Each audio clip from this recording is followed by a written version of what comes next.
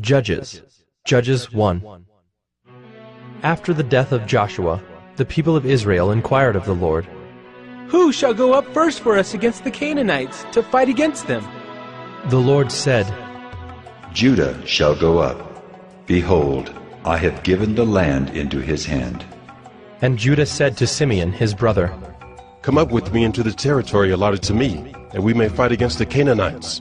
And I likewise will go with you into the territory allotted to you. So Simeon went with him.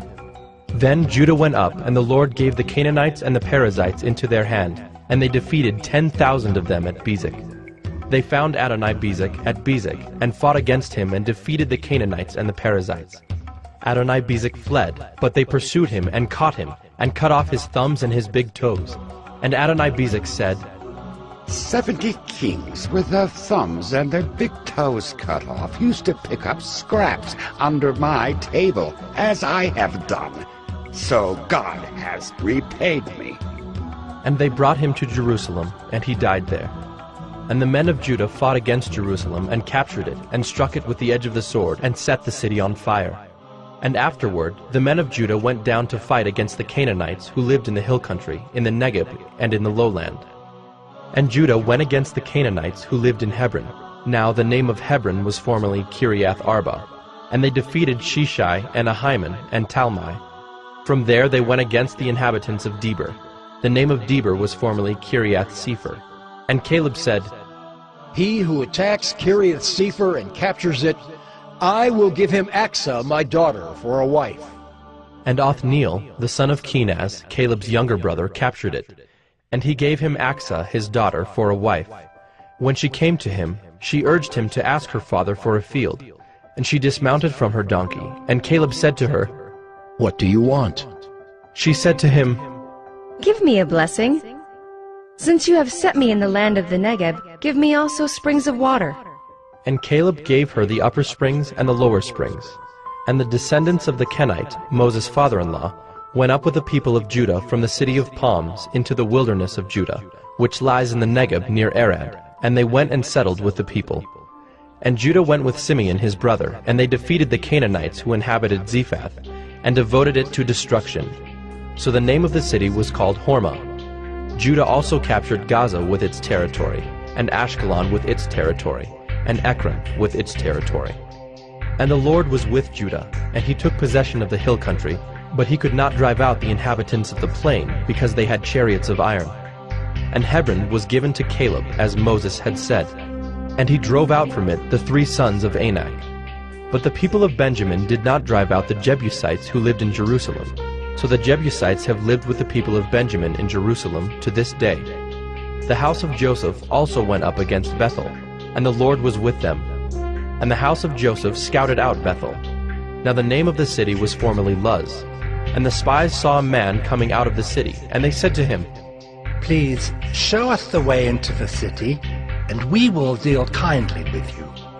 And he showed them the way into the city. And they struck the city with the edge of the sword, but they let the man and all his family go. And the man went to the land of the Hittites, and built a city, and called its name Luz. That is its name to this day. Manasseh did not drive out the inhabitants of Bethshean and its villages, or Taanach and its villages, or the inhabitants of Dor and its villages, or the inhabitants of Ibleam and its villages, or the inhabitants of Megiddo and its villages, for the Canaanites persisted in dwelling in that land. When Israel grew strong, they put the Canaanites to forced labor, but did not drive them out completely. And Ephraim did not drive out the Canaanites who lived in Gezer, so the Canaanites lived in Gezer among them. Zebulun did not drive out the inhabitants of Kitron, or the inhabitants of Nahalal, so the Canaanites lived among them, but became subject to forced labor. Asher did not drive out the inhabitants of Akko, or the inhabitants of Sidon, or of Olab, or of Akzib, or of Helba, or of Aphik, or of Rehob. So the Asherites lived among the Canaanites, the inhabitants of the land, for they did not drive them out. Naphtali did not drive out the inhabitants of Beth-Shemesh, or the inhabitants of Beth-Anath, so they lived among the Canaanites, the inhabitants of the land. Nevertheless, the inhabitants of Beth-Shemesh and of Beth-Anath became subject to forced labor for them. The Amorites pressed the people of Dan back into the hill country, for they did not allow them to come down to the plain. The Amorites persisted in dwelling in Mount Heres, in Ajalon, and in Shaalbim, but the hand of the house of Joseph rested heavily on them, and they became subject to forced labor. And the border of the Amorites ran from the ascent of Akrabim, from Selah and upward.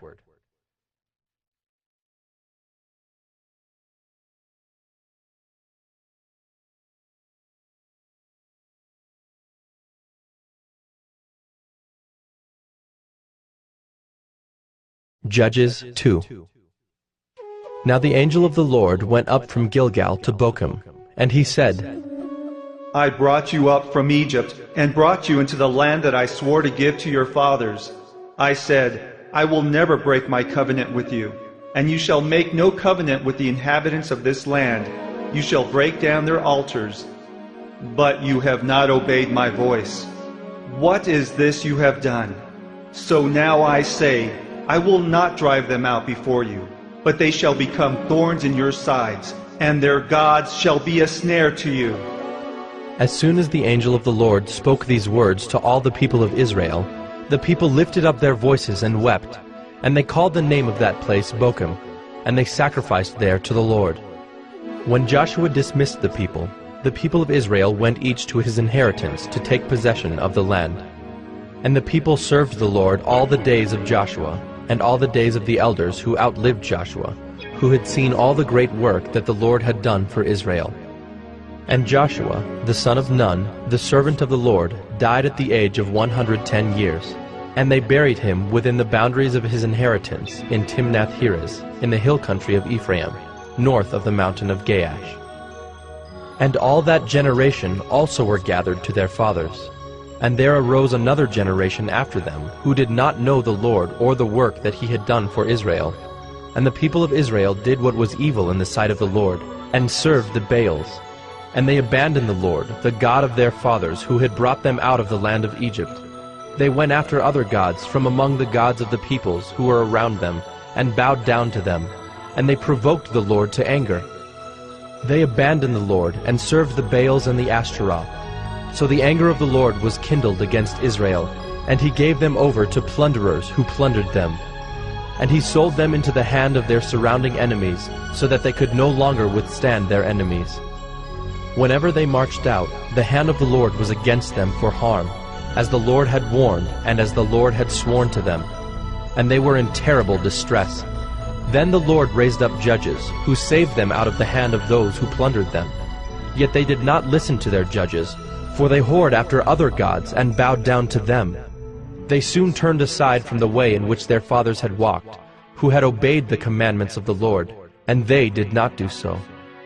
Whenever the Lord raised up judges for them, the Lord was with the judge, and he saved them from the hand of their enemies all the days of the judge. For the Lord was moved to pity by their groaning because of those who afflicted and oppressed them. But whenever the judge died, they turned back and were more corrupt than their fathers, going after other gods, serving them and bowing down to them. They did not drop any of their practices or their stubborn ways. So the anger of the Lord was kindled against Israel.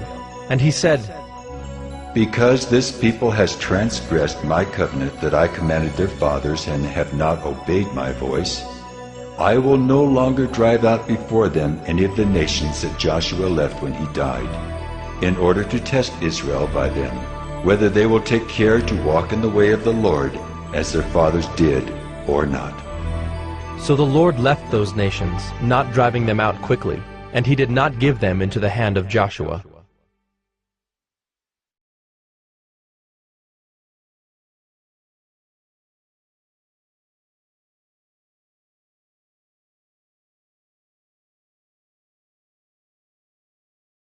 Judges 3. Now these are the nations that the Lord left to test Israel by them, that is, all in Israel who had not experienced all the wars in Canaan. It was only in order that the generations of the people of Israel might know war, to teach war to those who had not known it before. These are the nations: the 5 lords of the Philistines, and all the Canaanites, and the Sidonians and the Hivites who lived on Mount Lebanon, from Mount Baal Hermon as far as Lebo-Hamath. They were for the testing of Israel, to know whether Israel would obey the commandments of the Lord, which he commanded their fathers by the hand of Moses. So the people of Israel lived among the Canaanites, the Hittites, the Amorites, the Perizzites, the Hivites, and the Jebusites. And their daughters they took to themselves for wives, and their own daughters they gave to their sons, and they served their gods. And the people of Israel did what was evil in the sight of the Lord. They forgot the Lord their God, and served the Baals and the Ashtaroth. Therefore the anger of the Lord was kindled against Israel, and he sold them into the hand of Cushan-Rishathaim, king of Mesopotamia. And the people of Israel served Cushan-Rishathaim 8 years. But when the people of Israel cried out to the Lord raised up a deliverer for the people of Israel, who saved them, Othniel the son of Kenaz, Caleb's younger brother. The Spirit of the Lord was upon him, and he judged Israel. He went out to war, and the Lord gave Cushan-Rishathaim, king of Mesopotamia, into his hand. And his hand prevailed over Cushan-Rishathaim. So the land had rest 40 years. Then Othniel the son of Kenaz died, and the people of Israel again did what was evil in the sight of the Lord. And the Lord strengthened Eglon, the king of Moab, against Israel, because they had done what was evil in the sight of the Lord. He gathered to himself the Ammonites and the Amalekites, and went and defeated Israel. And they took possession of the city of palms. And the people of Israel served Eglon, the king of Moab, 18 years. Then the people of Israel cried out to the Lord, and the Lord raised up for them a deliverer, Ehud, the son of Gera, the Benjaminite, a left-handed man. The people of Israel sent tribute by him to Eglon, the king of Moab. And Ehud made for himself a sword with 2 edges, a cubit in length, and he bound it on his right thigh under his clothes. And he presented the tribute to Eglon, king of Moab. Now Eglon was a very fat man, and when Ehud had finished presenting the tribute, he sent away the people who carried the tribute. But he himself turned back at the idols near Gilgal, and said, I have a secret message for you, O king. And he commanded, Silence! And all his attendants went out from his presence. And Ehud came to him as he was sitting alone in his cool roof chamber. And Ehud said, I have a message from God for you. And he arose from his seat. And Ehud reached with his left hand, took the sword from his right thigh, and thrust it into his belly. And the hilt also went in after the blade, and the fat closed over the blade, for he did not pull the sword out of his belly. And the dung came out. Then Ehud went out into the porch, and closed the doors of the roof chamber behind him, and locked them. When he had gone, the servants came, and when they saw that the doors of the roof chamber were locked, they thought, Surely he is relieving himself in the closet of the cool chamber. And they waited till they were embarrassed. But when he still did not open the doors of the roof chamber, they took the key and opened them, and there lay their lord dead on the floor. Ehud escaped while they delayed, and he passed beyond the idols and escaped to Seirah. When he arrived, he sounded the trumpet in the hill country of Ephraim. Then the people of Israel went down with him from the hill country, and he was their leader. And he said to them, Follow after me, for the Lord has given your enemies, the Moabites, into your hand. So they went down after him and seized the fords of the Jordan against the Moabites, and did not allow anyone to pass over. And they killed at that time about 10,000 of the Moabites, all strong, able-bodied men. Not a man escaped. So Moab was subdued that day under the hand of Israel, and the land had rest for 80 years. After him was Shamgar the son of Anath, who killed 600 of the Philistines with an ox goad, and he also saved Israel.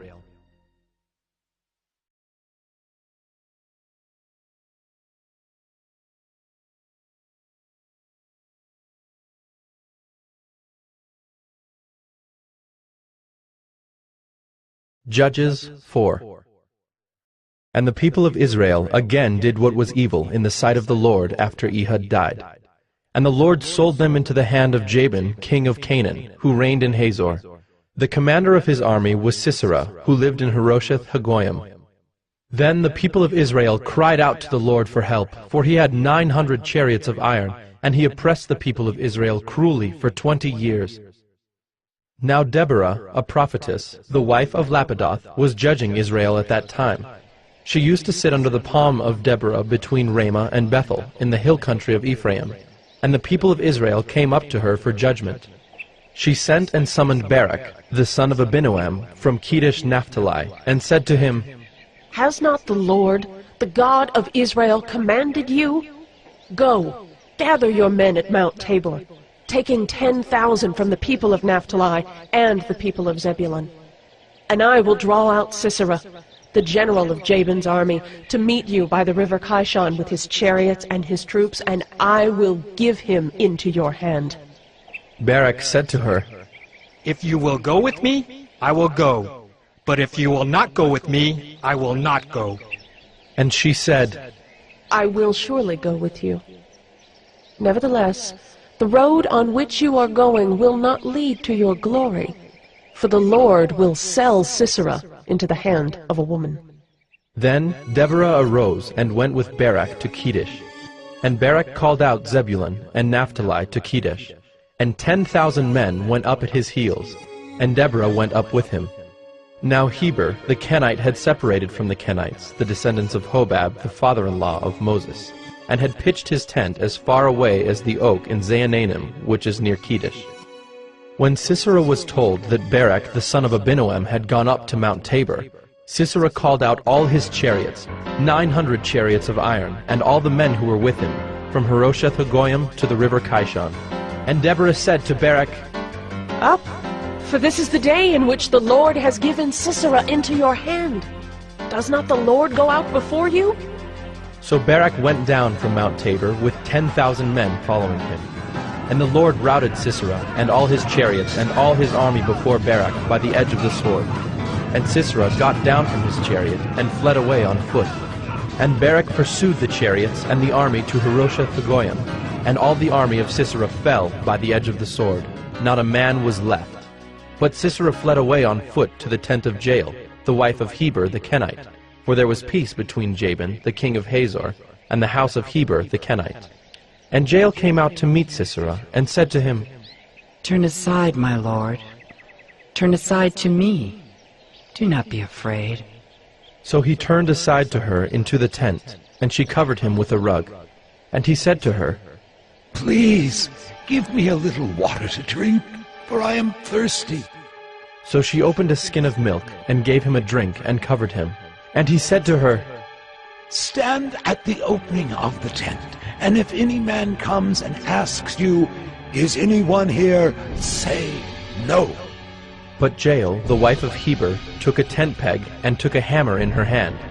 Then she went softly to him, and drove the peg into his temple until it went down into the ground while he was lying fast asleep from weariness. So he died.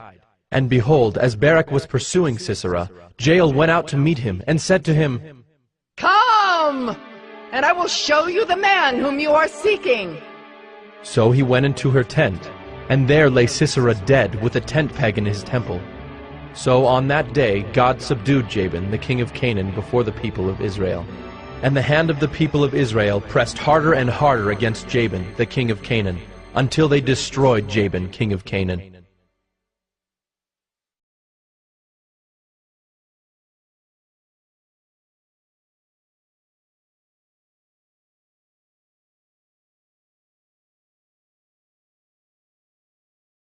Judges 5. Then sang Deborah and Barak, the son of Abinoam, on that day, That the leaders took the lead in Israel, that the people offered themselves willingly. Bless the Lord. Hear, O kings, give ear, O princes. To the Lord I will sing. I will make melody to the Lord, the God of Israel. Lord, when you went out from Seir, when you marched from the region of Edom, the earth trembled and the heavens dropped. Yes, the clouds dropped water. The mountains quaked before the Lord, even Sinai before the Lord, the God of Israel. In the days of Shamgar, son of Anath, in the days of Jael, the highways were abandoned and travelers kept to the byways. The villagers ceased in Israel. They ceased to be until I arose. I, Deborah, arose as a mother in Israel.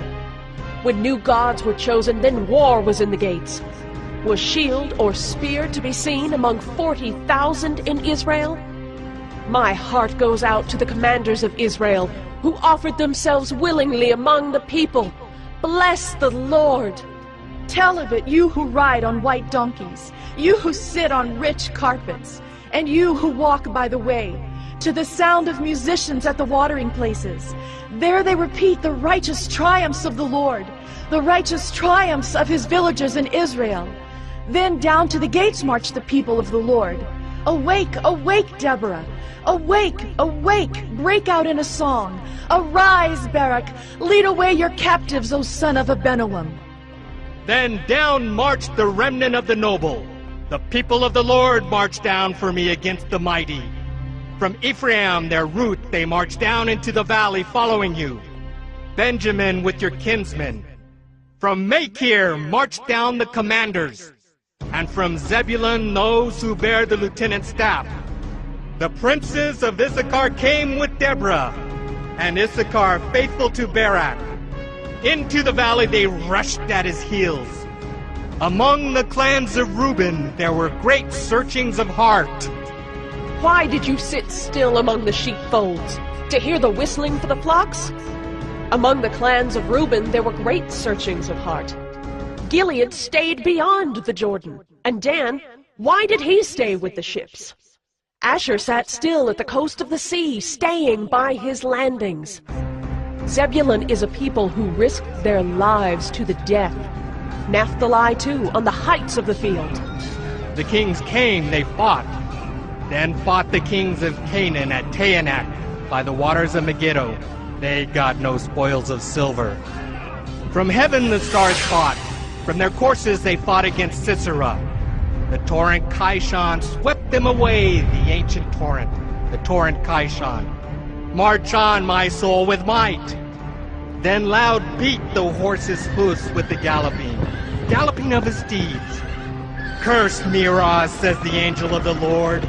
Curse its inhabitants thoroughly, because they did not come to the help of the Lord, against the mighty. Most blessed of women be Jael, the wife of Heber the Kenite. Of tent-dwelling women most blessed. He asked water, and she gave him milk. She brought him curds in a noble's bowl. She sent her hand to the tent peg and her right hand to the workman's mallet. She struck Sisera. She crushed his head. She shattered and pierced his temple. Between her feet he sank. He fell. He lay still. Between her feet he sank. He fell. Where he sank, there he fell, dead. Out of the window she peered. The mother of Sisera wailed through the lattice. Why is his chariot so long in coming? Why tarry the hoofbeats of his chariots? Her wisest princesses answer. Indeed, she answers herself. Have they not found and divided the spoil? A womb or two for every man. Spoil of dyed materials for Sisera, spoil of dyed materials embroidered, 2 pieces of dyed work embroidered for the neck as spoil. So may all your enemies perish, O Lord, but your friends be like the sun as he rises in his might. And the land had rest for 40 years.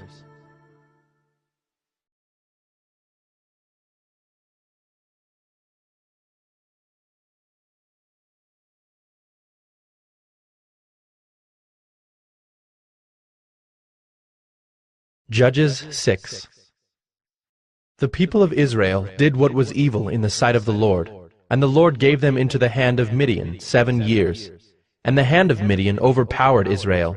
And because of Midian, the people of Israel made for themselves the dens that are in the mountains, and the caves, and the strongholds.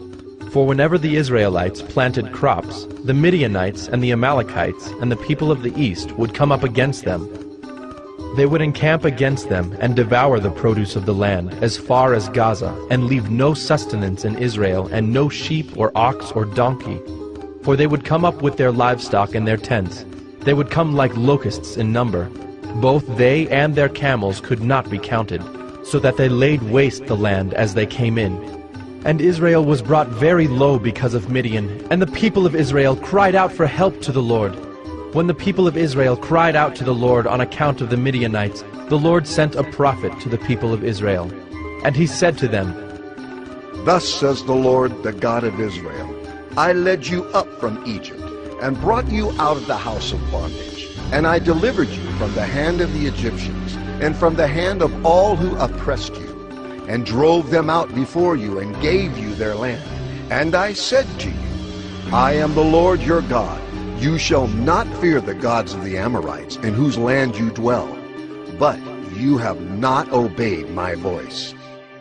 Now the angel of the Lord came and sat under the terebinth at Ophrah, which belonged to Joash the Abiezrite, while his son Gideon was beating out wheat in the winepress to hide it from the Midianites. And the angel of the Lord appeared to him and said to him, The Lord is with you, O mighty man of valor. And Gideon said to him, Please, sir, if the Lord is with us, why then has all this happened to us? And where are all his wonderful deeds that our fathers recounted to us, saying, Did not the Lord bring us up from Egypt? But now the Lord has forsaken us, and given us into the hand of Midian. And the Lord turned to him and said, Go in this might of yours, and save Israel from the hand of Midian. Do not I send you? And he said to him, Please, Lord, how can I save Israel? Behold, my clan is the weakest in Manasseh, and I am the least in my father's house. And the Lord said to him, But I will be with you, and you shall strike the Midianites as one man. And he said to him, If now I have found favor in your eyes, then show me a sign that it is you who speak with me. Please, do not depart from here until I come to you and bring out my present and set it before you. And he said, I will stay till you return. So Gideon went into his house, and prepared a young goat and unleavened cakes from an ephah of flour. The meat he put in a basket, and the broth he put in a pot, and brought them to him under the terebinth, and presented them. And the angel of God said to him, Take the meat and the unleavened cakes, and put them on this rock, and pour the broth over them. And he did so. Then the angel of the Lord reached out the tip of the staff that was in his hand, and touched the meat and the unleavened cakes. And fire sprang up from the rock, and consumed the meat and the unleavened cakes. And the angel of the Lord vanished from his sight. Then Gideon perceived that he was the angel of the Lord. And Gideon said, Alas, O Lord God, for now I have seen the angel of the Lord face to face. But the Lord said to him, Peace be to you. Do not fear, you shall not die. Then Gideon built an altar there to the Lord, and called it, The Lord is Peace. To this day it still stands at Ophrah, which belongs to the Abiezrites.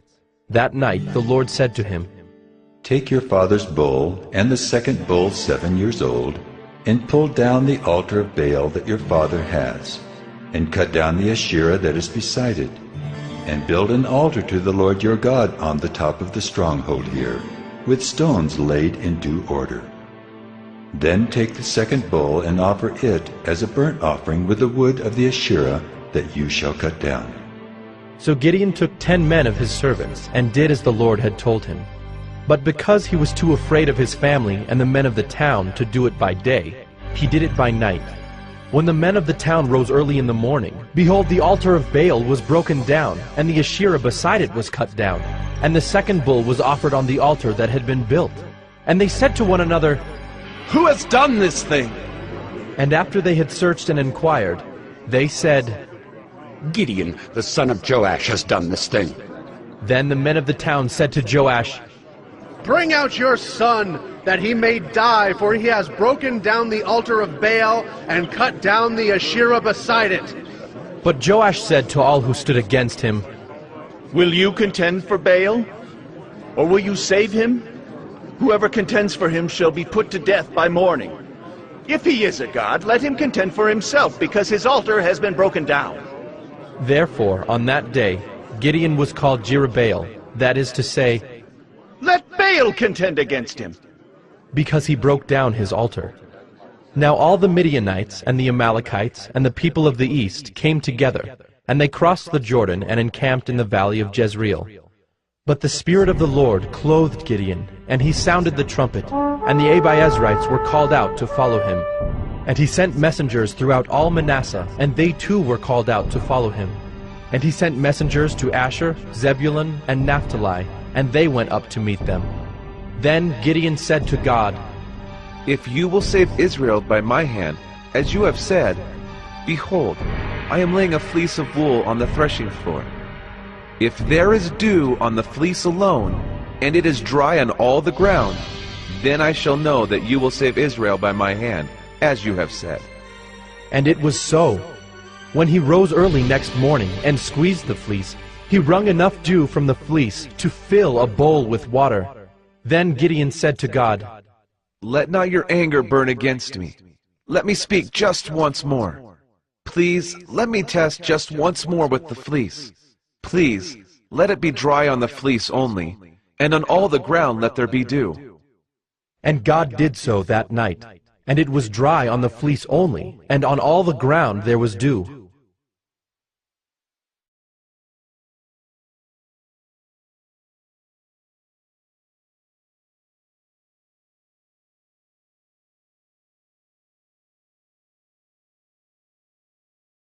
Judges 7.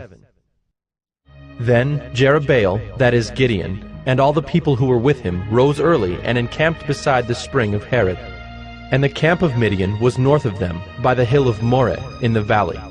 The Lord said to Gideon, "The people with you are too many for me to give the Midianites into their hand, lest Israel boast over me, saying, 'My own hand has saved me.' Now therefore proclaim in the ears of the people, saying, 'Whoever is fearful and trembling, let him return home, and hurry away from Mount Gilead.'" Then 22,000 of the people returned, and 10,000 remained. And the Lord said to Gideon, "The people are still too many. Take them down to the water, and I will test them for you there. And anyone of whom I say to you, 'This one shall go with you,' shall go with you. And anyone of whom I say to you, 'This one shall not go with you,' shall not go." So he brought the people down to the water. And the Lord said to Gideon, "Everyone who laps the water with his tongue as a dog laps, you shall set by himself. Likewise, everyone who kneels down to drink." And the number of those who lapped, putting their hands to their mouths, was 300 men. But all the rest of the people knelt down to drink water. And the Lord said to Gideon, "With the 300 men who lapped, I will save you, and give the Midianites into your hand, and let all the others go, every man to his home." So the people took provisions in their hands and their trumpets. And he sent all the rest of Israel, every man to his tent, but retained the 300 men. And the camp of Midian was below him in the valley. That same night the Lord said to him, "Arise, go down against the camp, for I have given it into your hand. But if you are afraid to go down to the camp with Purah your servant, and you shall hear what they say, and afterward your hands shall be strengthened to go down against the camp." Then he went down with Purah his servant to the outposts of the armed men who were in the camp. And the Midianites and the Amalekites and all the people of the east lay along the valley like locusts in abundance, and their camels were without number as the sand that is on the seashore in abundance. When Gideon came, behold, a man was telling a dream to his comrade. And he said, "Behold, I dreamed a dream, and behold, a cake of barley bread tumbled into the camp of Midian, and came to the tent and struck it so that it fell, and turned it upside down, so that the tent lay flat." And his comrade answered, "This is no other than the sword of Gideon, the son of Joash, a man of Israel. God has given into his hand Midian and all the camp." As soon as Gideon heard the telling of the dream and its interpretation, he worshipped, and he returned to the camp of Israel and said, "Arise, for the Lord has given the host of Midian into your hand." And he divided the 300 men into 3 companies, and put trumpets into the hands of all of them, and empty jars with torches inside the jars. And he said to them, "Look at me, and do likewise. When I come to the outskirts of the camp, do as I do.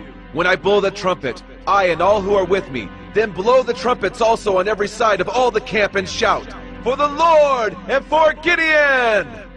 So Gideon and the 100 men who were with him came to the outskirts of the camp at the beginning of the middle watch, when they had just set the watch. And they blew the trumpets and smashed the jars that were in their hands. Then the 3 companies blew the trumpets and broke the jars. They held in their left hands the torches, and in their right hands the trumpets to blow.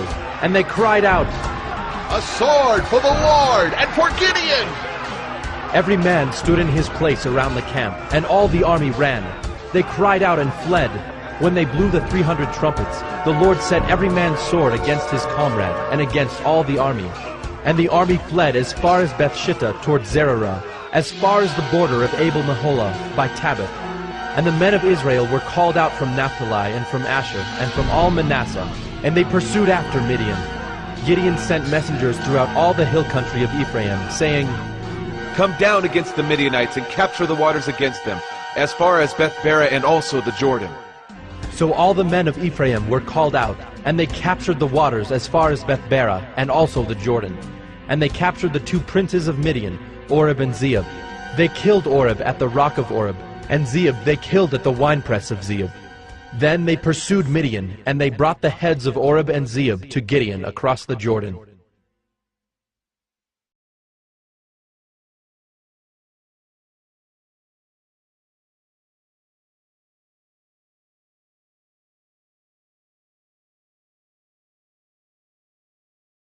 Judges 8. Then the men of Ephraim said to him, "What is this that you have done to us, not to call us when you went to fight against Midian?" And they accused him fiercely. And he said to them, "What have I done now in comparison with you? Is not the gleaning of the grapes of Ephraim better than the grape harvest of Abiezer? God has given into your hands the princes of Midian, Oreb and Zeeb. What have I been able to do in comparison with you?" Then their anger against him subsided when he said this. And Gideon came to the Jordan and crossed over, he and the 300 men who were with him, exhausted yet pursuing. So he said to the men of Succoth, "Please give loaves of bread to the people who follow me, for they are exhausted, and I am pursuing after Zebah and Zalmunna, the kings of Midian." And the officials of Succoth said, "Are the hands of Zebah and Zalmunna already in your hand, that we should give bread to your army?" So Gideon said, "Well then, when the Lord has given Zebah and Zalmunna into my hand, I will flail your flesh with the thorns of the wilderness and with briars."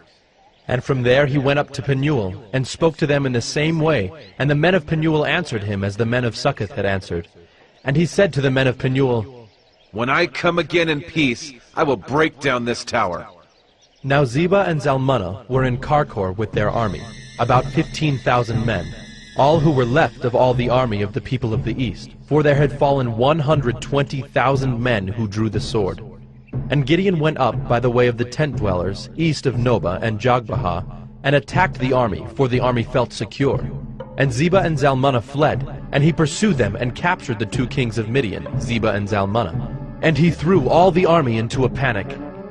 Then Gideon the son of Joash returned from the battle by the ascent of Heres, and he captured a young man of Succoth and questioned him. And he wrote down for him the officials and elders of Succoth, 77 men. And he came to the men of Succoth and said, "Behold, Zebah and Zalmunna, about whom you taunted me, saying, 'Are the hands of Zebah and Zalmunna already in your hand, that we should give bread to your men who are exhausted?' And he took the elders of the city, and he took thorns of the wilderness and briars, and with them taught the men of Succoth a lesson. And he broke down the tower of Penuel, and killed the men of the city. Then he said to Zebah and Zalmunna, 'Where are the men whom you killed at Tabor?' They answered, "As you are, so were they. Every one of them resembled the son of a king." And he said, "They were my brothers, the sons of my mother. As the Lord lives, if you had saved them alive, I would not kill you." So he said to Jether his firstborn, "Rise and kill them!" But the young man did not draw his sword, for he was afraid because he was still a young man. Then Zebah and Zalmunna said, "Rise yourself and fall upon us, for as the man is, so is his strength." And Gideon arose and killed Zebah and Zalmunna, and he took the crescent ornaments that were on the necks of their camels. Then the men of Israel said to Gideon, "Rule over us, you and your son and your grandson also, for you have saved us from the hand of Midian." Gideon said to them, "I will not rule over you, and my son will not rule over you. The Lord will rule over you." And Gideon said to them, "Let me make a request of you. every one of you give me the earrings from his spoil." For they had golden earrings, because they were Ishmaelites. And they answered, "We will willingly give them." And they spread a cloak, and every man threw in it the earrings of his spoil.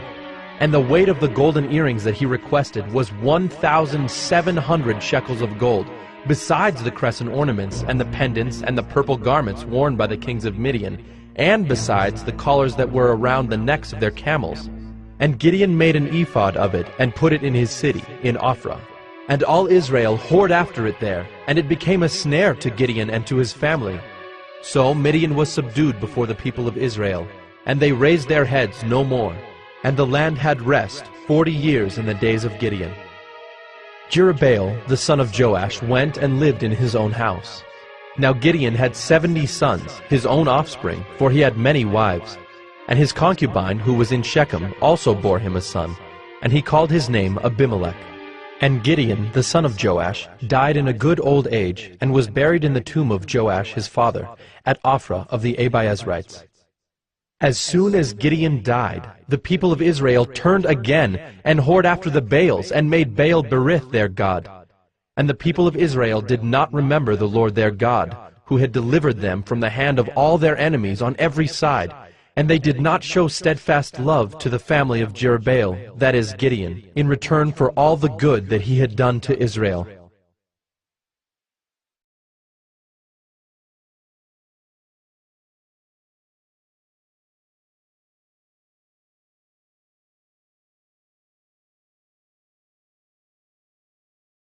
Judges 9. Now Abimelech, the son of Jerubbaal, went to Shechem to his mother's relatives, and said to them and to the whole clan of his mother's family, "Say in the ears of all the leaders of Shechem, which is better for you, that all 70 of the sons of Jerubbaal rule over you, or that one rule over you? Remember also that I am your bone and your flesh." And his mother's relatives spoke all these words on his behalf in the ears of all the leaders of Shechem, and their hearts inclined to follow Abimelech, for they said, "He is our brother." And they gave him 70 pieces of silver out of the house of Baal Berith, with which Abimelech hired worthless and reckless fellows who followed him. And he went to his father's house at Ophrah, and killed his brothers, the sons of Jerubbaal, 70 men, on one stone. But Jotham, the youngest son of Jerubbaal, was left, for he hid himself.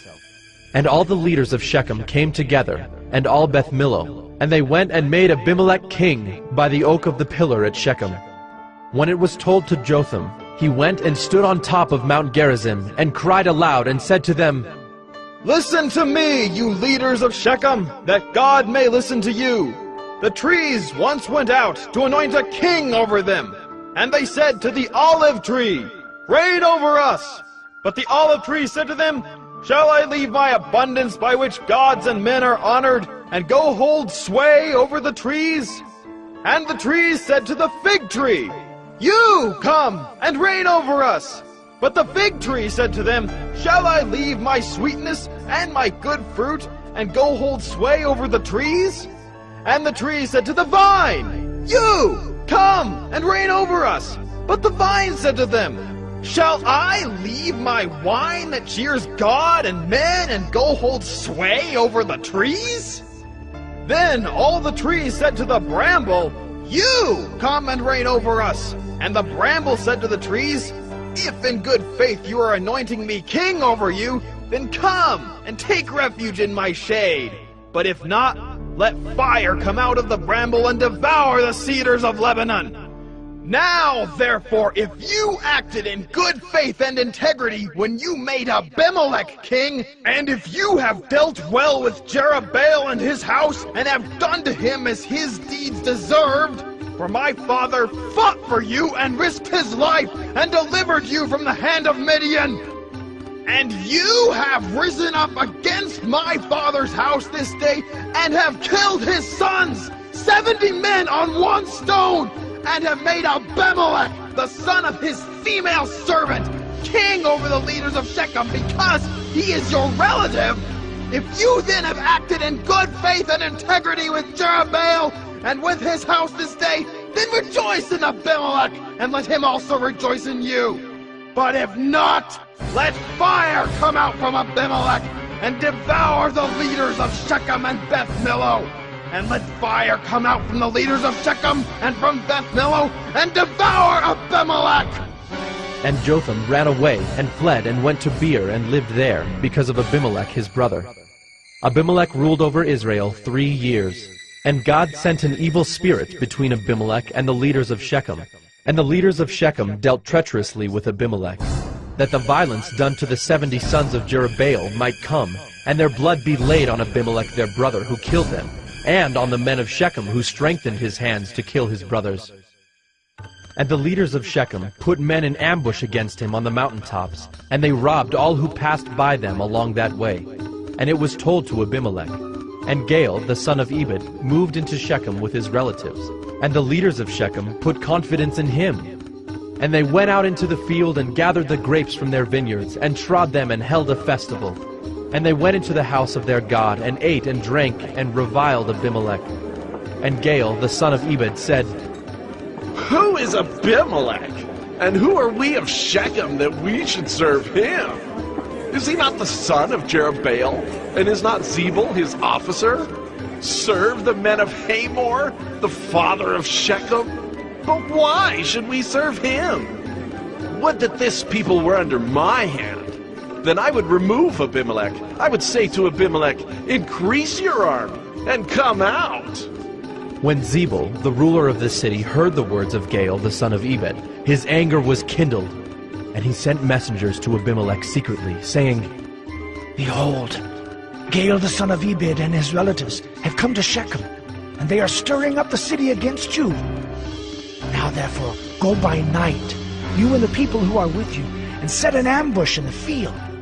And then, in the morning, as soon as the sun is up, rise early and rush upon the city. And when he and the people who are with him come out against you, you may do to them as your hand finds to do. So Abimelech and all the men who were with him rose up by night and set an ambush against Shechem in 4 companies. And Gaal, the son of Ebed, went out and stood in the entrance of the gate of the city. And Abimelech and the people who were with him rose from the ambush. And when Gaal saw the people, he said to Zebul, Look, people are coming down from the mountaintops. And Zebul said to him, You mistake the shadow of the mountains for men. Gaal spoke again and said, Look, people are coming down from the center of the land, and one company is coming from the direction of the diviner's oak. Then Zebul said to him, Where is your mouth now, you who said, Who is Abimelech that we should serve him? Are not these the people whom you despise? Go out now and fight with them. And Gaal went out at the head of the leaders of Shechem and fought with Abimelech. And Abimelech chased him, and he fled before him. And many fell wounded up to the entrance of the gate. And Abimelech lived at Arumah. And Zebul drove out Gaal and his relatives so that they could not dwell at Shechem. On the following day, the people went out into the field, and Abimelech was told. He took his people and divided them into 3 companies and set an ambush in the fields. And he looked and saw the people coming out of the city. So he rose against them and killed them. Abimelech and the company that was with him rushed forward and stood at the entrance of the gate of the city, while the 2 companies rushed upon all who were in the field and killed them. And Abimelech fought against the city all that day. He captured the city and killed the people who were in it, and he razed the city and sowed it with salt. When all the leaders of the tower of Shechem heard of it, they entered the stronghold of the house of Elberith. Abimelech was told that all the leaders of the tower of Shechem were gathered together. And Abimelech went up to Mount Zalmon, he and all the people who were with him. And Abimelech took an axe in his hand, and cut down a bundle of brushwood, and took it up and laid it on his shoulder. And he said to the men who were with him, What you have seen me do, hurry and do as I have done. So every one of the people cut down his bundle, and following Abimelech put it against the stronghold. And they set the stronghold on fire over them, so that all the people of the tower of Shechem also died, about 1,000 men and women. Then Abimelech went to Thebez and encamped against Thebez and captured it. But there was a strong tower within the city, and all the men and women and all the leaders of the city fled to it and shut themselves in, and they went up to the roof of the tower. And Abimelech came to the tower and fought against it, and drew near to the door of the tower to burn it with fire. And a certain woman threw an upper millstone on Abimelech's head and crushed his skull. Then he called quickly to the young man, his armor-bearer, and said to him, "Draw your sword and kill me, lest they say of me, a woman killed him." And his young man thrust him through, and he died. And when the men of Israel saw that Abimelech was dead, everyone departed to his home. Thus God returned the evil of Abimelech, which he committed against his father in killing his 70 brothers. And God also made all the evil of the men of Shechem return on their heads, and upon them came the curse of Jotham, the son of Jerubbaal.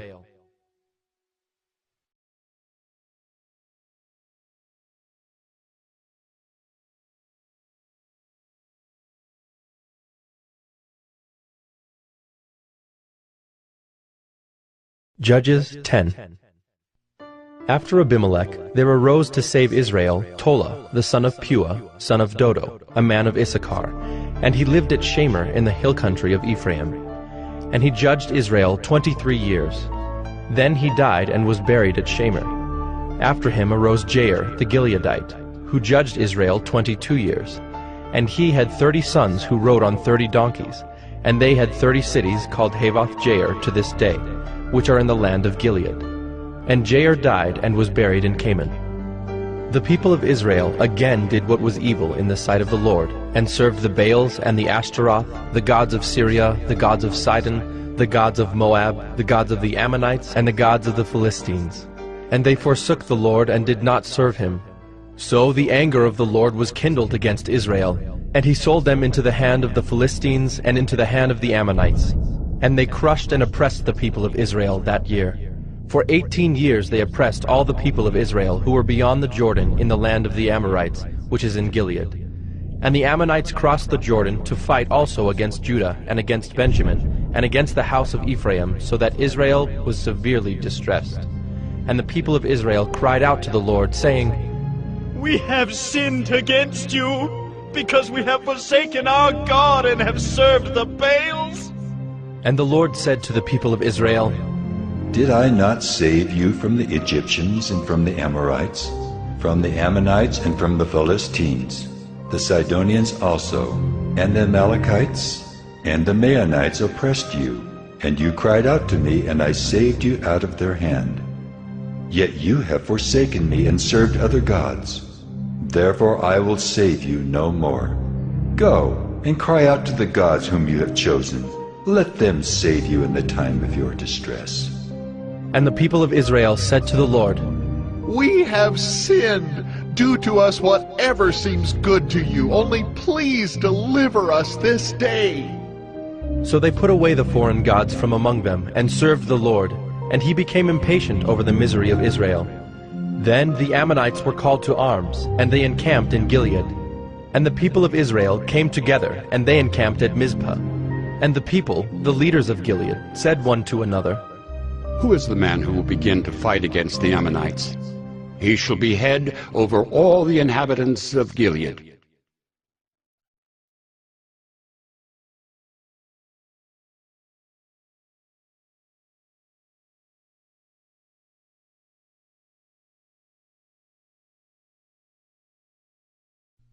Judges 11. Now Jephthah the Gileadite was a mighty warrior, but he was the son of a prostitute. Gilead was the father of Jephthah, and Gilead's wife also bore him sons.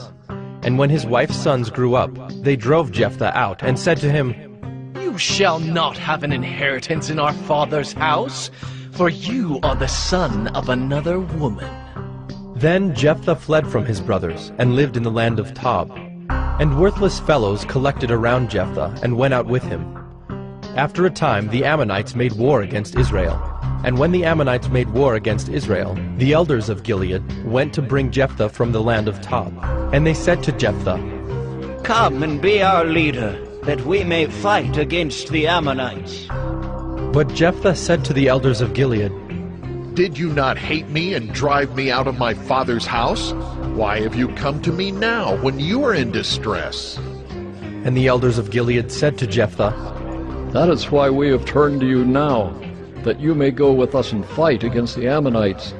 and be our head over all the inhabitants of Gilead. Jephthah said to the elders of Gilead, If you bring me home again to fight against the Ammonites, and the Lord gives them over to me, I will be your head. And the elders of Gilead said to Jephthah, The Lord will be witness between us if we do not do as you say. So Jephthah went with the elders of Gilead, and the people made him head and leader over them. And Jephthah spoke all his words before the Lord at Mizpah. Then Jephthah sent messengers to the king of the Ammonites, and said, What do you have against me, that you have come to me to fight against my land? And the king of the Ammonites answered the messengers of Jephthah, Because Israel, on coming up from Egypt, took away my land, from the Arnon to the Jabbok and to the Jordan. Now therefore, restore it peaceably. Jephthah again sent messengers to the king of the Ammonites, and said to him, Thus says Jephthah, Israel did not take away the land of Moab or the land of the Ammonites. But when they came up from Egypt, Israel went through the wilderness to the Red Sea and came to Kadesh. Israel then sent messengers to the king of Edom, saying, Please, let us pass through your land. But the king of Edom would not listen. And they sent also to the king of Moab, but he would not consent. So Israel remained at Kadesh. Then they journeyed through the wilderness, and went around the land of Edom and the land of Moab, and arrived on the east side of the land of Moab, and camped on the other side of the Arnon. But they did not enter the territory of Moab, for the Arnon was the boundary of Moab. Israel then sent messengers to Sihon, king of the Amorites, king of Heshbon, and Israel said to him, Please, let us pass through your land to our country. But Sihon did not trust Israel to pass through his territory. So Sihon gathered all his people together and encamped at Jahaz, and fought with Israel. And the Lord, the God of Israel, gave Sihon and all his people into the hand of Israel, and they defeated them. So Israel took possession of all the land of the Amorites, who inhabited that country. And they took possession of all the territory of the Amorites, from the Arnon to the Jabbok, and from the wilderness to the Jordan. So then the Lord, the God of Israel, dispossessed the Amorites from before his people Israel. And are you to take possession of them? Will you not possess what Chemosh your God gives you to possess? And all that the Lord our God has dispossessed before us, we will possess. Now, are you any better than Balak the son of Zippor, king of Moab? Did he ever contend against Israel, or did he ever go to war with them? While Israel lived in Heshbon and its villages, and in Aroer and its villages, and in all the cities that are on the banks of the Arnon, 300 years, why did you not deliver them within that time? I therefore have not sinned against you, and you do me wrong by making war on me. The Lord, the judge, decide this day between the people of Israel and the people of Ammon.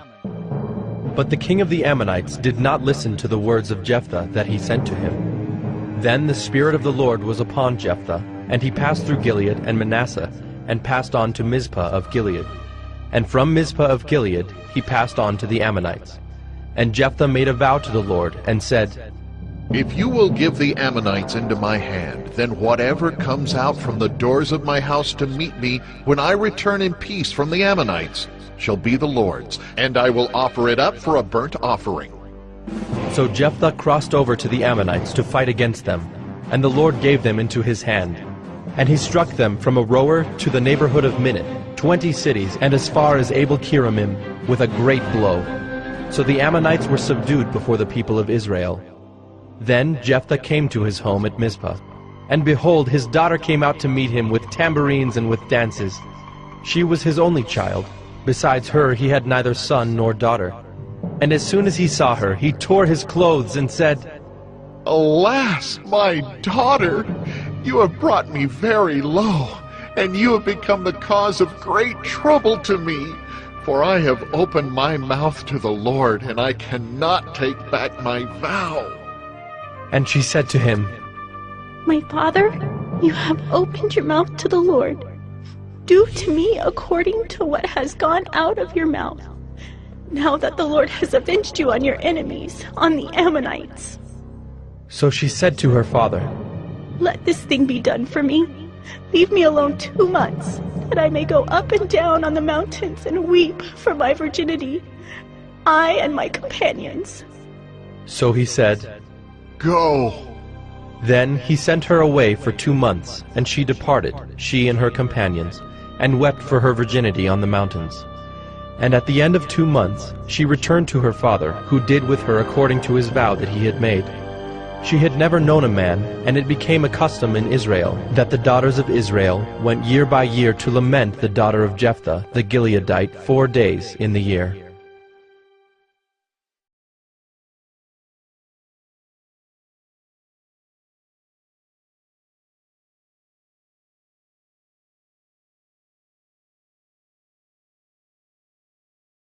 Judges 12.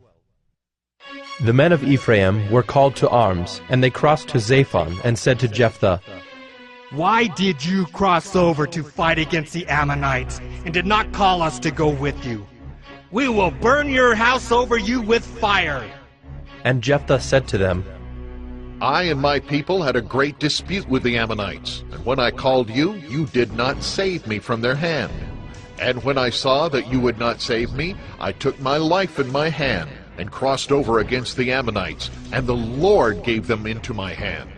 Why then have you come up to me this day to fight against me? Then Jephthah gathered all the men of Gilead and fought with Ephraim. And the men of Gilead struck Ephraim, because they said, You are fugitives of Ephraim, you Gileadites, in the midst of Ephraim and Manasseh. And the Gileadites captured the fords of the Jordan against the Ephraimites. And when any of the fugitives of Ephraim said, Let me go over, the men of Gilead said to him, Are you an Ephraimite? When he said, No, they said to him, Then say Shibboleth. And he said, Sibboleth, for he could not pronounce it right. Then they seized him and slaughtered him at the fords of the Jordan. At that time 42,000 of the Ephraimites fell. Jephthah judged Israel 6 years. Then Jephthah the Gileadite died and was buried in his city in Gilead. After him Ibzan of Bethlehem judged Israel. He had 30 sons, and 30 daughters he gave in marriage outside his clan, and 30 daughters he brought in from outside for his sons. And he judged Israel 7 years. Then Ibzan died and was buried at Bethlehem. After him Elon the Zebulunite judged Israel, and he judged Israel 10 years. Then Elon the Zebulunite died and was buried at Ajalon in the land of Zebulun.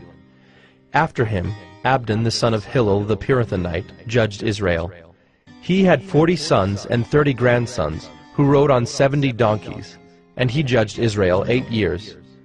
Then Abdon the son of Hillel the Pirathonite died, and was buried at Pirathon in the land of Ephraim, in the hill country of the Amalekites.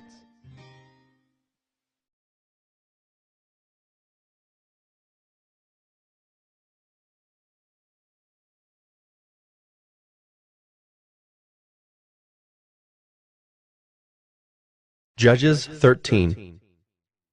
And the people of Israel again did what was evil in the sight of the Lord. So the Lord gave them into the hand of the Philistines for 40 years. There was a certain man of Zorah, of the tribe of the Danites, whose name was Manoah. And his wife was barren and had no children. And the angel of the Lord appeared to the woman, and said to her, Behold, you are barren and have not borne children, but you shall conceive and bear a son. Therefore be careful and drink no wine or strong drink, and eat nothing unclean. For behold, you shall conceive and bear a son. No razor shall come upon his head, for the child shall be a Nazirite to God from the womb, and he shall begin to save Israel from the hand of the Philistines. Then the woman came and told her husband. A man of God came to me, and his appearance was like the appearance of the angel of God, very awesome. I did not ask him where he was from, and he did not tell me his name, but he said to me, Behold, you shall conceive and bear a son. So then drink no wine or strong drink, and eat nothing unclean, for the child shall be a Nazirite to God from the womb to the day of his death. Then Manoah prayed to the Lord and said, O Lord, please let the man of God whom you sent come again to us and teach us what we are to do with the child who will be born. And God listened to the voice of Manoah. And the angel of God came again to the woman as she sat in the field. But Manoah her husband was not with her. So the woman ran quickly and told her husband, Behold, the man who came to me the other day has appeared to me. And Manoah arose and went after his wife, and came to the man and said to him, Are you the man who spoke to this woman? And he said, I am. And Manoah said, Now when your words come true, what is to be the child's manner of life, and what is his mission? And the angel of the Lord said to Manoah, Of all that I said to the woman, let her be careful. She may not eat of anything that comes from the vine, neither let her drink wine or strong drink, or eat any unclean thing. All that I commanded her, let her observe.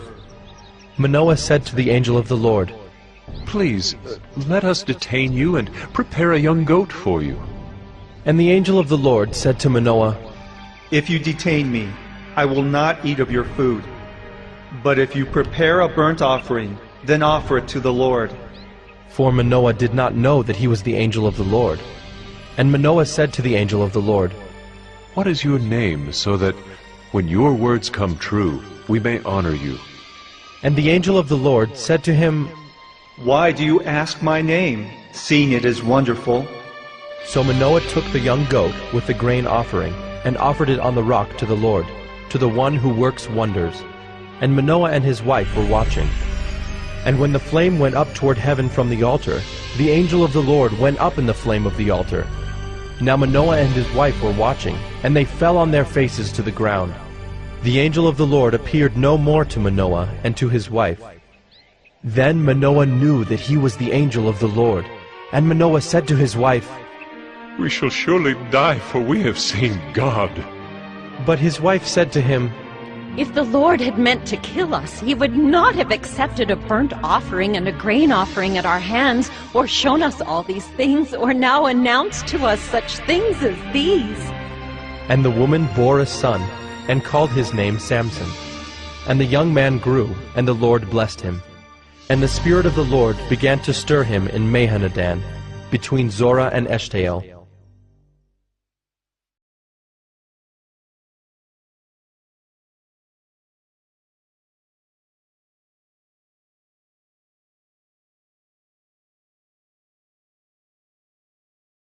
Judges 14.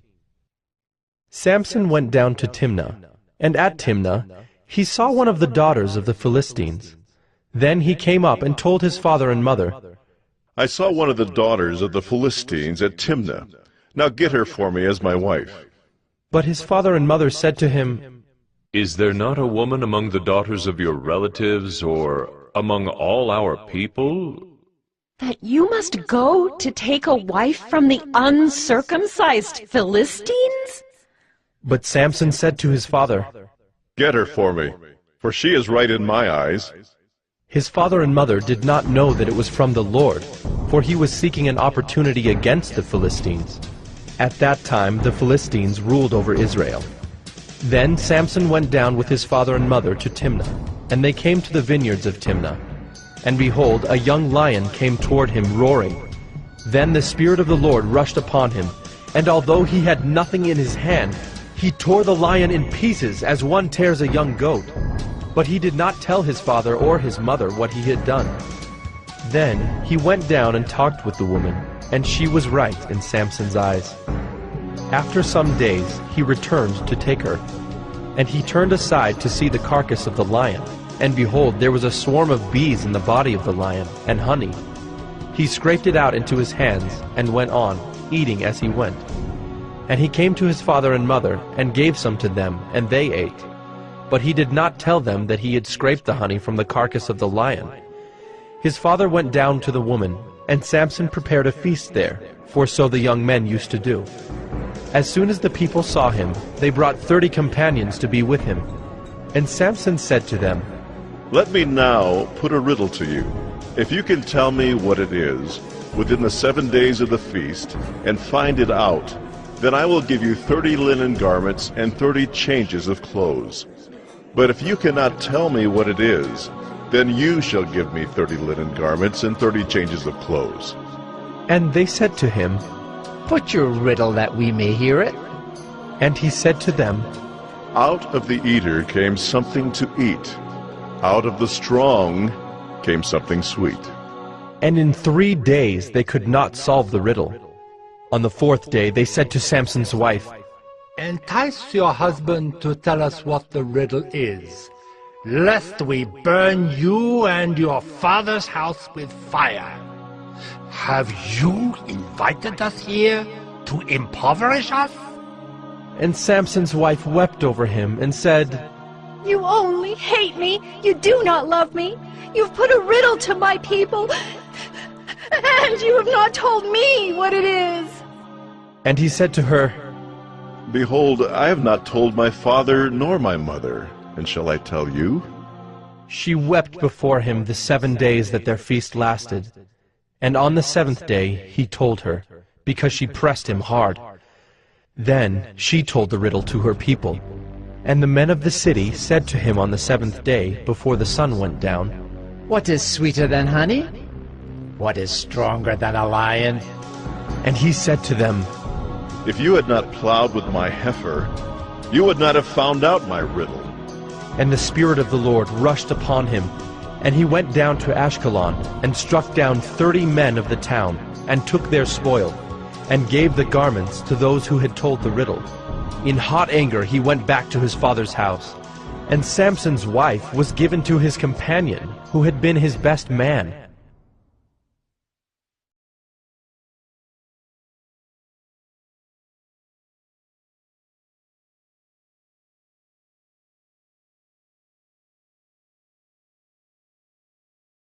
Judges 15. After some days, at the time of wheat harvest, Samson went to visit his wife with a young goat. And he said, I will go into my wife in the chamber. But her father would not allow him to go in. And her father said, I really thought that you utterly hated her, so I gave her to your companion. Is not her younger sister more beautiful than she? Please, take her instead. And Samson said to them, This time I shall be innocent in regard to the Philistines, when I do them harm. So Samson went and caught 300 foxes, and took torches. And he turned them tail to tail, and put a torch between each pair of tails. And when he had set fire to the torches, he let the foxes go into the standing grain of the Philistines, and set fire to the stacked grain and the standing grain, as well as the olive orchards. Then the Philistines said, Who has done this? And they said, Samson, the son-in-law of the Timnite, because he has taken his wife and given her to his companion. And the Philistines came up and burned her and her father with fire. And Samson said to them, If this is what you do, I swear I will be avenged on you, and after that I will quit. And he struck them hip and thigh with a great blow. And he went down and stayed in the cleft of the rock of Etam. Then the Philistines came up and encamped in Judah, and made a raid on Lehi. And the men of Judah said, Why have you come up against us? They said, We have come up to bind Samson, to do to him as he did to us. Then 3,000 men of Judah went down to the cleft of the rock of Etam, and said to Samson, Do you not know that the Philistines are rulers over us? What then is this that you have done to us? And he said to them, As they did to me, so have I done to them. And they said to him, We have come down to bind you, that we may give you into the hands of the Philistines. And Samson said to them, Swear to me that you will not attack me yourselves. They said to him, No, we will only bind you and give you into their hands. We will surely not kill you. So they bound him with 2 new ropes, and brought him up from the rock. When he came to Lehi, the Philistines came shouting to meet him. Then the Spirit of the Lord rushed upon him, and the ropes that were on his arms became as flax that has caught fire, and his bonds melted off his hands. And he found a fresh jawbone of a donkey, and put out his hand and took it, and with it he struck 1,000 men. And Samson said, With a jawbone of a donkey, heaps upon heaps, with a jawbone of a donkey have I struck down 1,000 men. As soon as he had finished speaking, he threw away the jawbone out of his hand, and that place was called Ramoth-Lehi.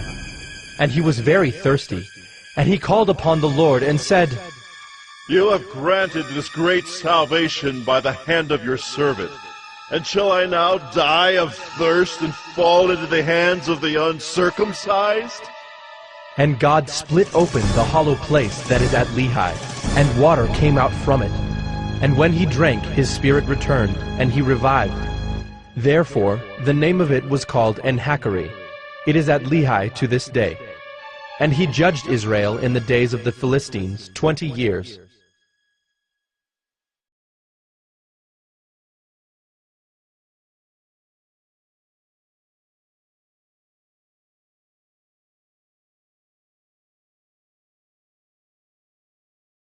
Judges 16. Samson went to Gaza, and there he saw a prostitute, and he went into her. The Gazites were told, Samson has come here. And they surrounded the place, and set an ambush for him all night at the gate of the city. They kept quiet all night, saying, Let us wait till the light of the morning, then we will kill him. But Samson lay till midnight. And at midnight he arose and took hold of the doors of the gate of the city, and the 2 posts, and pulled them up, bar and all, and put them on his shoulders, and carried them to the top of the hill that is in front of Hebron. After this he loved a woman in the valley of Sorek, whose name was Delilah.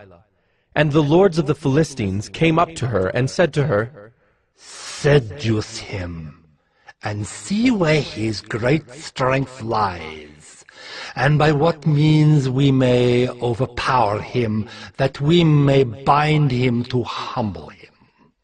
And we will each give you 1,100 pieces of silver. So Delilah said to Samson, Please, tell me where your great strength lies, and how you might be bound that one could subdue you. Samson said to her, If they bind me with 7 fresh bowstrings that have not been dried, then I shall become weak and be like any other man.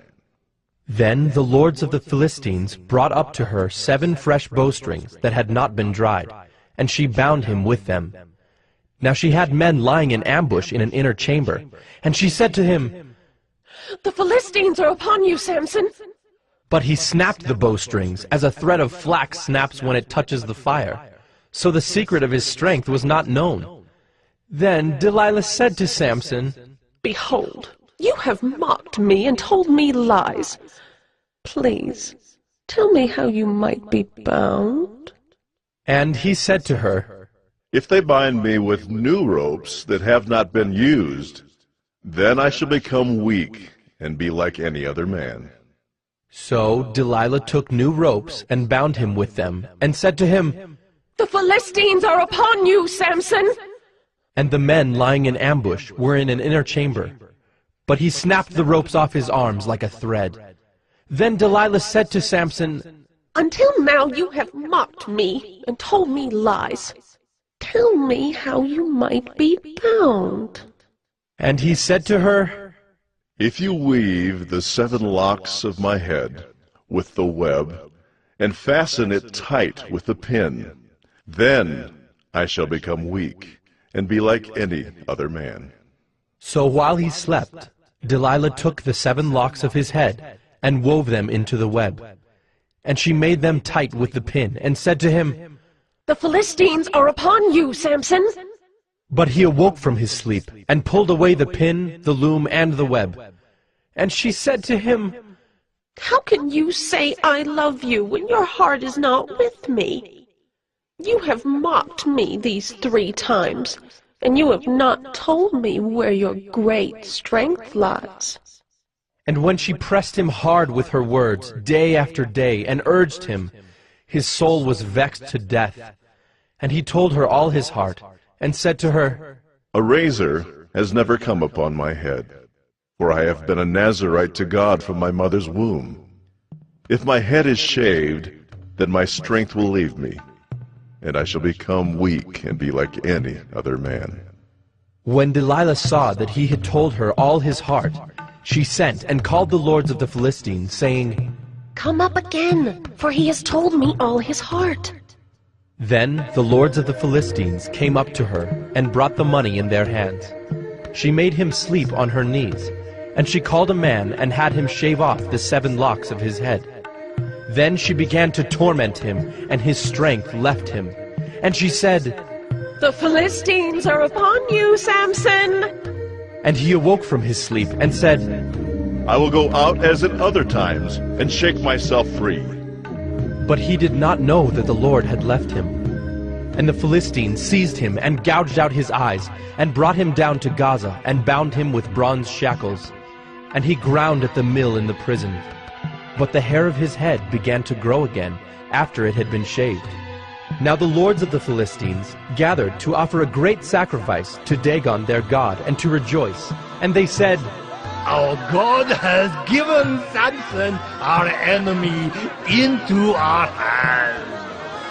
And when the people saw him, they praised their God, for they said, Our God has given our enemy into our hand, the ravager of our country who has killed many of us. And when their hearts were merry, they said, Call Samson, that he may entertain us. So they called Samson out of the prison, and he entertained them. They made him stand between the pillars. And Samson said to the young man who held him by the hand, Let me feel the pillars on which the house rests, that I may lean against them. Now the house was full of men and women. All the lords of the Philistines were there, and on the roof there were about 3,000 men and women, who looked on while Samson entertained. Then Samson called to the Lord and said, O Lord God, please remember me, and please strengthen me only this once. O God, that I may be avenged on the Philistines for my 2 eyes. And Samson grasped the 2 middle pillars on which the house rested, and he leaned his weight against them, his right hand on the one and his left hand on the other. And Samson said, Let me die with the Philistines.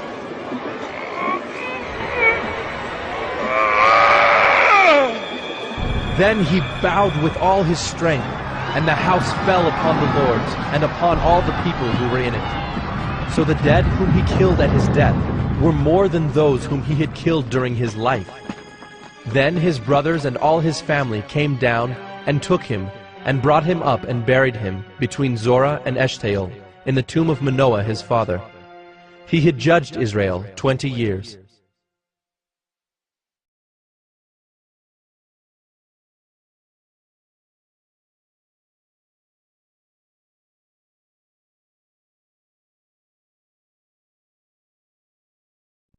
Judges 17. There was a man of the hill country of Ephraim, whose name was Micah. And he said to his mother, The 1,100 pieces of silver that were taken from you, about which you uttered a curse, and also spoke it in my ears, behold, the silver is with me.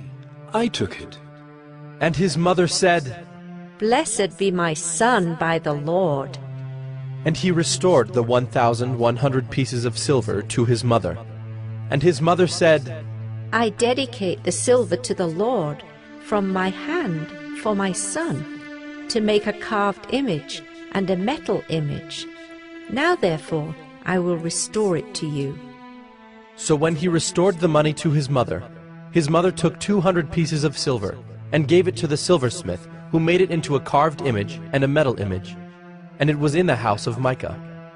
And the man Micah had a shrine, and he made an ephod and household gods, and ordained one of his sons, who became his priest. In those days there was no king in Israel. Everyone did what was right in his own eyes. Now there was a young man of Bethlehem in Judah, of the family of Judah, who was a Levite, and he sojourned there. And the man departed from the town of Bethlehem in Judah to sojourn where he could find a place. And as he journeyed, he came to the hill country of Ephraim, to the house of Micah. And Micah said to him, Where do you come from?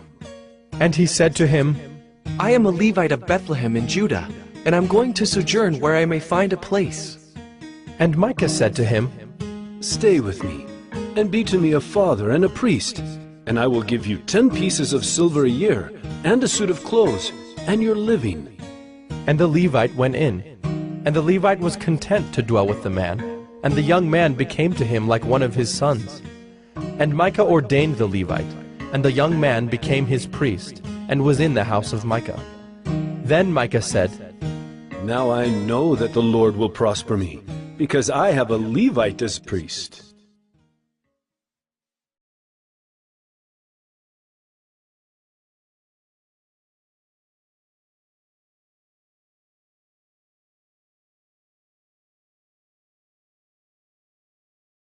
Judges 18. In those days there was no king in Israel, and in those days the tribe of the people of Dan was seeking for itself an inheritance to dwell in, for until then no inheritance among the tribes of Israel had fallen to them. So the people of Dan sent 5 able men from the whole number of their tribe, from Zorah and from Eshtaol, to spy out the land and to explore it. And they said to them, Go and explore the land. And they came to the hill country of Ephraim, to the house of Micah, and lodged there. When they were by the house of Micah, they recognized the voice of the young Levite. And they turned aside and said to him, Who brought you here? What are you doing in this place? What is your business here? And he said to them, This is how Micah dealt with me. He has hired me, and I have become his priest. And they said to him, Inquire of God, please, that we may know whether the journey on which we are setting out will succeed. And the priest said to them, Go in peace. The journey on which you go is under the eye of the Lord.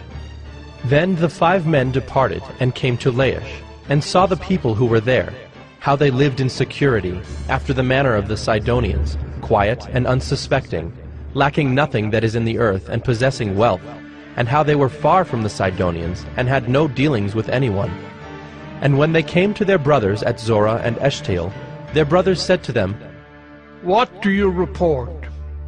They said, Arise, and let us go up against them, for we have seen the land, and behold, it is very good. And will you do nothing? Do not be slow to go to enter in and possess the land. As soon as you go, you will come to an unsuspecting people. The land is spacious, for God has given it into your hands, a place where there is no lack of anything that is in the earth. So 600 men of the tribe of Dan, armed with weapons of war, set out from Zorah and Eshtaol, and went up and encamped at Kiriath-Jearim in Judah. On this account that place is called Mahaneh-dan to this day. Behold, it is west of Kiriath-Jearim. And they passed on from there to the hill country of Ephraim, and came to the house of Micah.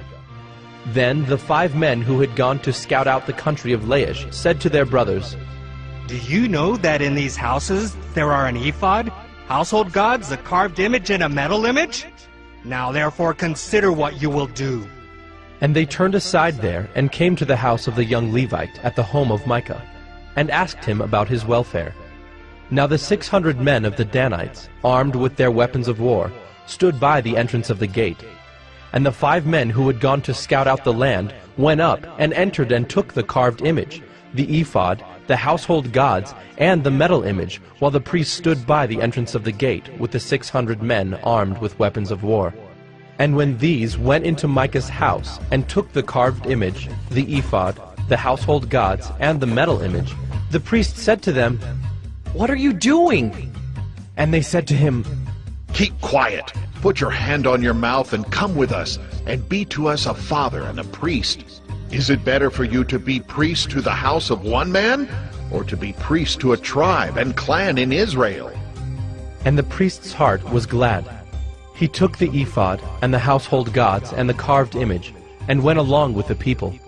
So they turned and departed, putting the little ones and the livestock and the goods in front of them. When they had gone a distance from the home of Micah, the men who were in the houses near Micah's house were called out, and they overtook the people of Dan. And they shouted to the people of Dan, who turned around and said to Micah, What is the matter with you, that you come with such a company? And he said, You take my gods that I made and the priest, and go away? And what have I left? How then do you ask me, what is the matter with you? And the people of Dan said to him, Do not let your voice be heard among us, lest angry fellows fall upon you, and you lose your life with the lives of your household. Then the people of Dan went their way, and when Micah saw that they were too strong for him, he turned and went back to his home. But the people of Dan took what Micah had made, and the priest who belonged to him, and they came to Laish, to a people quiet and unsuspecting, and struck them with the edge of the sword, and burned the city with fire. And there was no deliverer, because it was far from Sidon, and they had no dealings with anyone. It was in the valley that belongs to Beth Rehob. Then they rebuilt the city, and lived in it. And they named the city Dan, after the name of Dan their ancestor, who was born to Israel. But the name of the city was Laish at the first. And the people of Dan set up the carved image for themselves. And Jonathan, the son of Gershom, son of Moses, and his sons, were priests to the tribe of the Danites until the day of the captivity of the land. So they set up Micah's carved image that he made, as long as the house of God was at Shiloh.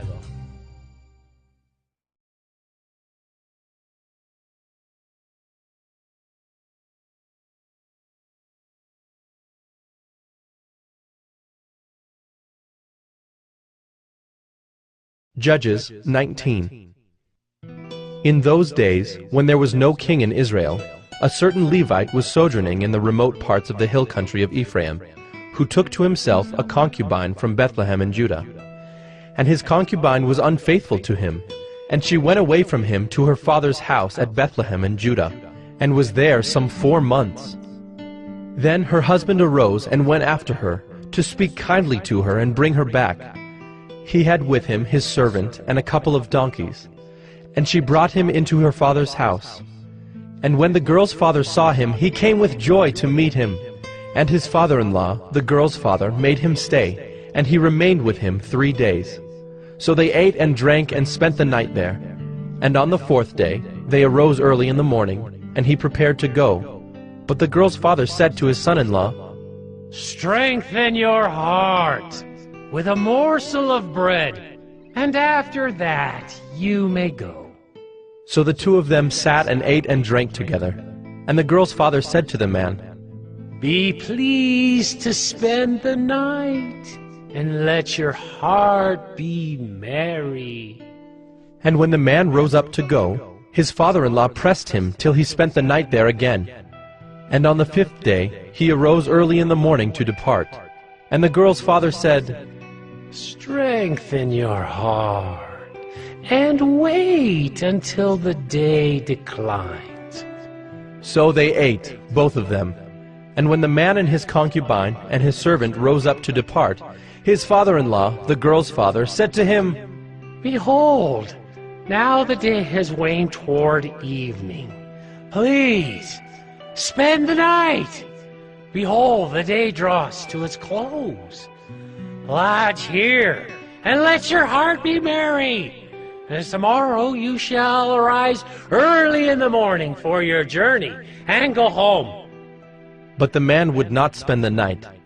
He rose up and departed, and arrived opposite Jebus, that is, Jerusalem. He had with him a couple of saddled donkeys, and his concubine was with him. When they were near Jebus, the day was nearly over, and the servant said to his master, Come now, let us turn aside to this city of the Jebusites, and spend the night in it.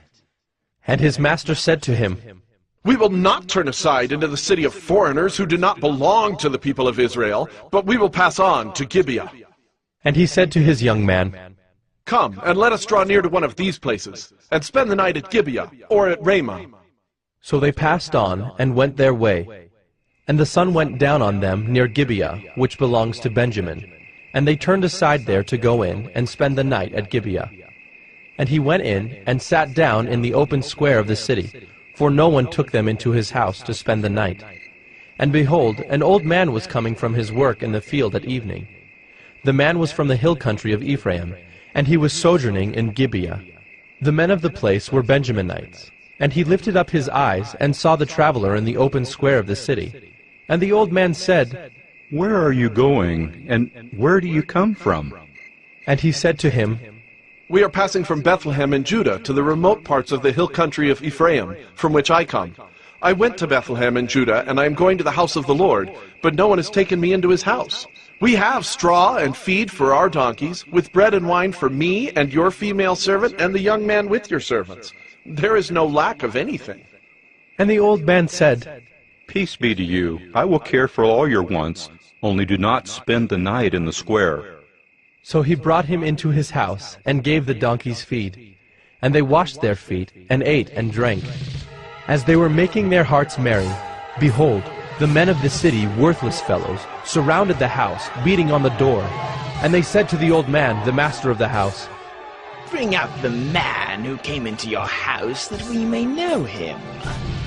And the man, the master of the house, went out to them, and said to them, No, my brothers, do not act so wickedly. Since this man has come into my house, do not do this vile thing. Behold, here are my virgin daughter and his concubine. Let me bring them out now. Violate them and do with them what seems good to you. But against this man do not do this outrageous thing. But the men would not listen to him. So the man seized his concubine, and made her go out to them. And they knew her, and abused her all night until the morning. And as the dawn began to break, they let her go. And as morning appeared, the woman came and fell down at the door of the man's house where her master was, until it was light. And her master rose up in the morning, and when he opened the doors of the house, and went out to go on his way, behold, there was his concubine lying at the door of the house, with her hands on the threshold. He said to her, Get up, let us be going. But there was no answer. Then he put her on the donkey, and the man rose up and went away to his home. And when he entered his house, he took a knife, and taking hold of his concubine, he divided her limb by limb into 12 pieces, and sent her throughout all the territory of Israel. And all who saw it said, Such a thing has never happened, or been seen from the day that the people of Israel came up out of the land of Egypt until this day. Consider it, take counsel, and speak.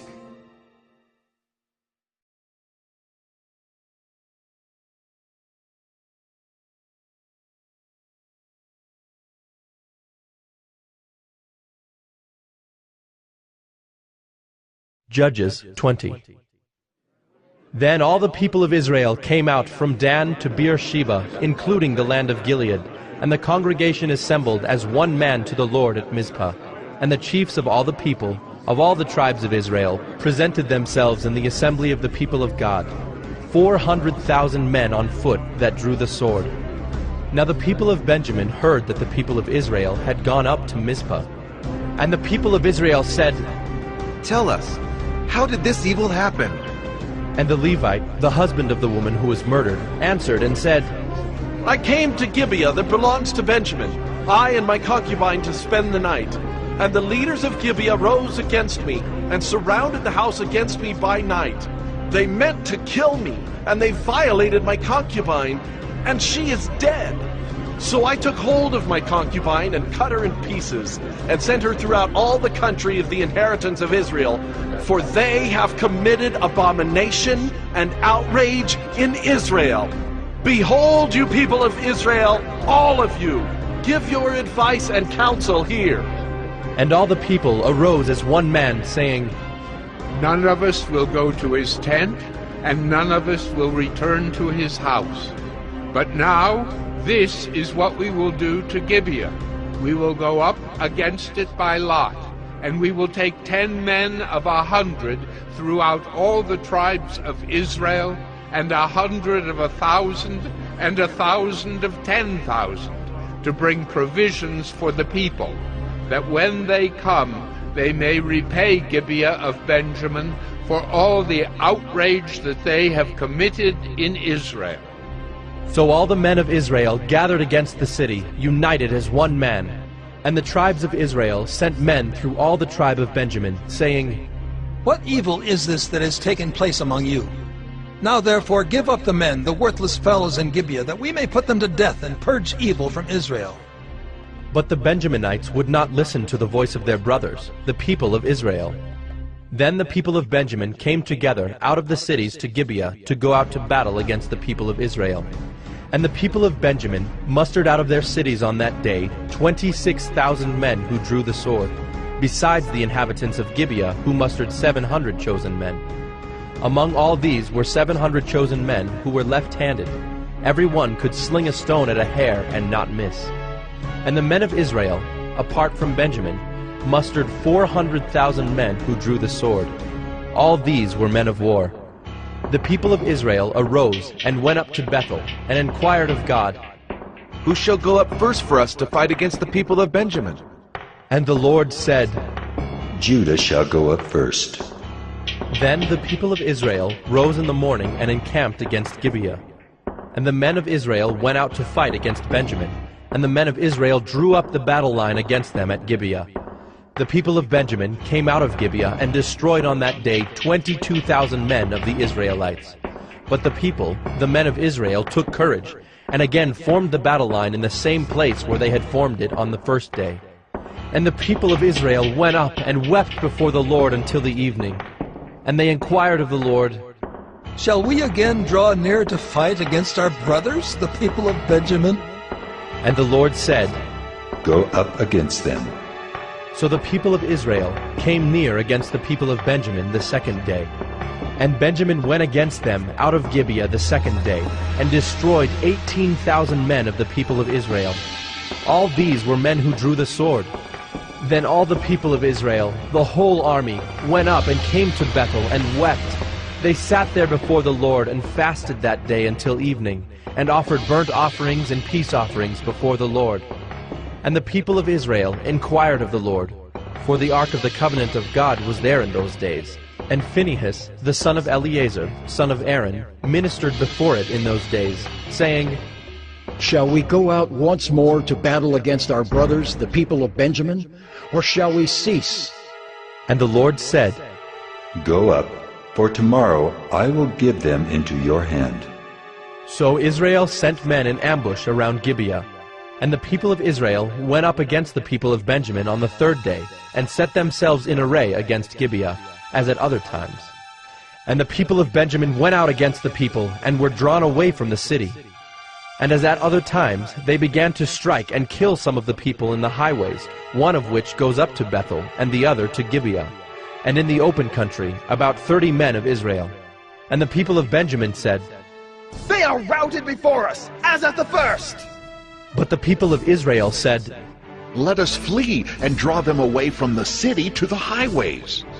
And all the men of Israel rose up out of their place and set themselves in array at Baal Tamar. And the men of Israel who were in ambush rushed out of their place from Mearagibah. And there came against Gibeah 10,000 chosen men out of all Israel.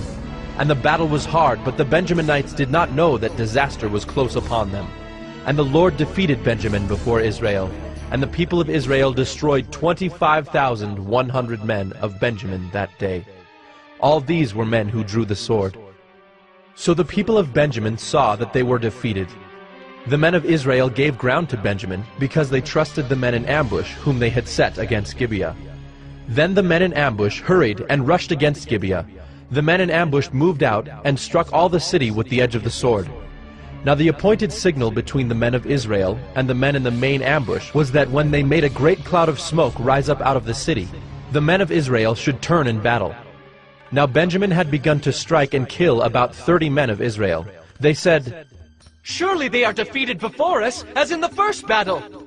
But when the signal began to rise out of the city in a column of smoke, the Benjaminites looked behind them, and behold, the whole of the city went up in smoke to heaven. Then the men of Israel turned, and the men of Benjamin were dismayed, for they saw that disaster was close upon them. Therefore they turned their backs before the men of Israel in the direction of the wilderness, but the battle overtook them.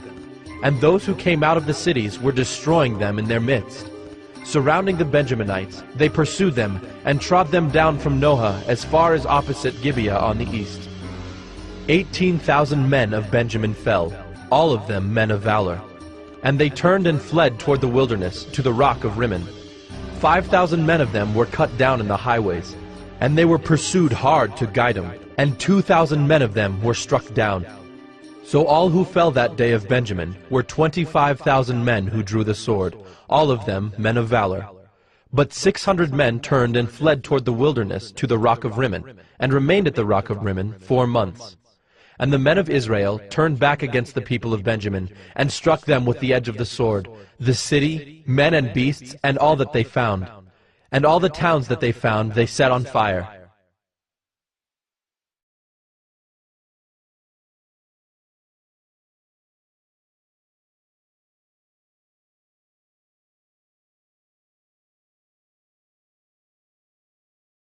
Judges 21.